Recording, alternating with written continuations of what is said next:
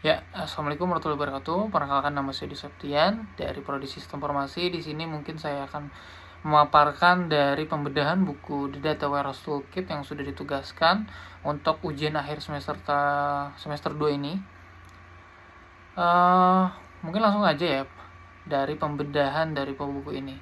Mungkin pernah nggak sih kalian merasa kewalahan melihat data jutaan row, jutaan baris, jutaan kolom itu tersebar di mana-mana, dan super berantakan saat kita mau analisis. Nah, jika iya, mungkin kita cukup tenang aja. Kita nggak sendirian, kalian nggak sendirian. Tantangan ini juga mungkin sudah terjadi beberapa dekade lalu, dan mungkin hari ini kita akan membedah sebuah buku yang mungkin kita sering anggap sebagai kitab sucinya dari dunia data, yakni The Data Warehouse Toolkit, yang mungkin edisi ketiganya dari karya Rob Kimball and Margie Ross. Buku ini bukan sekedar teori, tapi buku ini yakni panduan teori praktis yang mengenalkan kita pada konsep legendaris bernama pemodelan dimensional. Nah, di sini mungkin akan dalam 5 menit ke depan ataupun lebih kita akan merangkum isi buku dari The Data Warehouse Toolkit yang mungkin cukup tebal kalau kita coba pegang mungkin secara dunia nyatanya, in realnya. Mungkin secara pembedahan ini akan ada 3 konsep bagian utama, yaitu konsep dasar, lalu ada skenario industri, dan bagaimana proses di balik layarnya. Kita masuk ke bagian pertama, yakni konsep dasar. Coba bayangkan apa sih bedanya database operasional biasa dengan data warehouse. Nah, database operasional itu ibarat kasir di supermarket yang tugasnya mencatat transaksi secepat mungkin.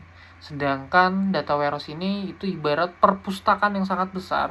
Mungkin yang tugasnya ini kita menyusun data yang rumit agar mudah dicari dengan mungkin beberapa tanda, beberapa flagging, itu bisa kita analisis dan secara kinerjanya lebih tinggi. Nah, untuk membuat perpustakaan data ini ataupun the data warehouse ini, Kimball membagi data menjadi 2 tabel utama. Yang pertama, coba bayangkan hal ini sebagai tabel fakta. Nah, tabel fakta ini adalah angkanya. Matriks bisnis yang bisa dihitung seperti jumlah barang terjual, lalu ada total pendapatan.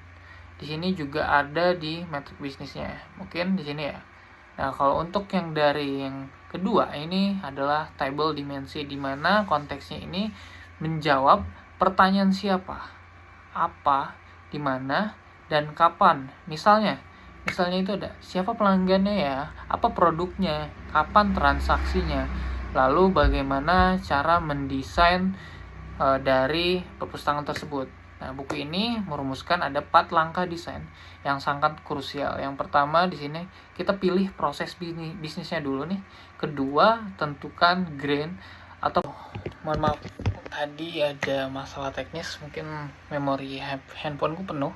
Mungkin kita coba lanjut lagi ya. Oke. Mungkin tadi coba yang terakhir itu di pilar kedua ini tentukan grain ataupun tingkat detail terendahnya.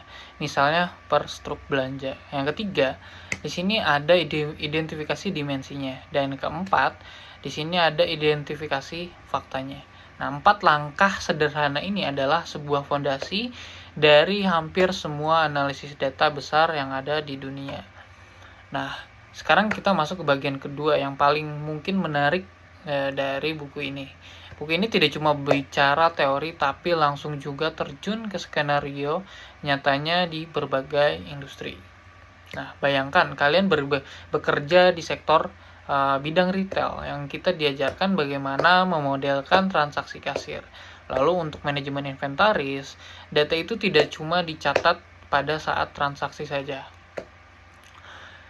tapi kita juga harus memfoto kondisi gudang setiap hari ataupun dari stok yang mungkin ada pada di gudang. Nah, ada juga kasus pengelolaan pesanan di mana satu dimensi waktu yang bisa punya banyak peran sebagai tanggal pesan, tanggal kirim, dan tanggal bayar.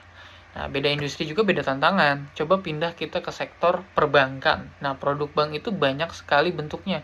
Ada KPR, ada tabungan, deposito, ada pembiayaan, dan lain-lain. Nah, Kimball ini mengajarkan trik desain agar table kita itu tidak membengkak ataupun terlalu lebar, yang dimana saat menyimpan variasi produk tersebut. Nah, lalu bagaimana dengan data yang sering berubah seperti profil pelanggan ataupun jabatan karyawan di divisi sumber daya manusia. Nah, buku ini juga memperkenalkan teknik khusus bernama slowly changing dimension. Intinya, ini cara merekam jejak sejarah perubahan data seseorang tanpa merusak laporan di masa lalu. Nah, kita nggak mereplace, tapi kita melakukan update gitu loh untuk datanya. Nah, buku ini juga membahas tuntas industri pendidikan. Industri pendidikan kesehatan yang klaim asuransinya super rumit, di mana hingga e-commerce pun untuk melacak pergerakan klik pengunjung web pun itu semua ada di situ. Nah, oke, desain datanya ini juga sudah keren, yang mungkin yang tadi sudah kita coba pisahkan dengan beberapa fondasi. Di sini bagaimana sih cara membangun sistemnya itu secara nyata, itulah yang akan kita bahas pada bagian ketiga ini. Nah, Kimball ini sangat menegaskan satu hal, yakni membangun data warehouse itu bukan cuma tugas tim IT. Semuanya harus dimulai dari mengumpulkan kebutuhan bisnis dari user. Kalau user itu ataupun manajer itu tidak merasa terbantu, mungkin secara sistem itu data semahal apapun itu dianggap gagal. Nah, kita masuk ke dapurnya, yaitu proses ETL ataupun extract, transform, and load. Nah, di sini adalah ruang mesin di belakang layar pada data warehouse. Di sini, buku ini membedah 34 subsistem pada dapur ini. Mulai dari cara kita menyedot data atau get data dari berbagai source data, membersihkan data yang kotor, membuang data duplikat, hingga membuat ke table akhir setiap malam secara otomatis ataupun terschedule. Nah, yang paling keren, meskipun buku ini ditulis beberapa tahun lalu, di bab penutupnya ini Kimball berhasil menjembatani metode ini dengan era big data saat ini. Nah, meskipun sekarang kita sudah menggunakan mungkin cloud ataupun awan, nah di sini datanya supermasif. Logika dasar pemodelan ini juga wajib dipakai agar kumpulan data itu punya makna dan tidak jadi tumpukan sampah digital. Nah, kesimpulannya, The Data Warehouse Toolkit adalah fondasi yang tidak kekang oleh waktu.